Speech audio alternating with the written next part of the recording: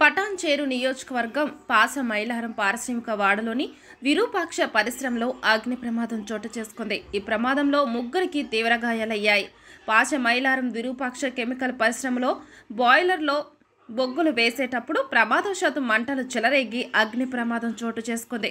దీంతో శంకరపల్లికి చెందిన స్టోర్ మేనేజర్ అనంతరెడ్డి, ఇంద్రేష్కు అసిస్టెంట్ మేనేజర్ శ్రీకాంత్, కృష్ణారెడ్డి పేటకు చెందిన క్వాలిటీ అసూరెన్స్ మేనేజర్ హరిప్రసాద్ అనే ముగ్గురు తీవ్ర గాయాలకు గురవగా గణేష్, దీపక్ ఇద్దరికి స్వల్ప గాయాలయ్యాయి.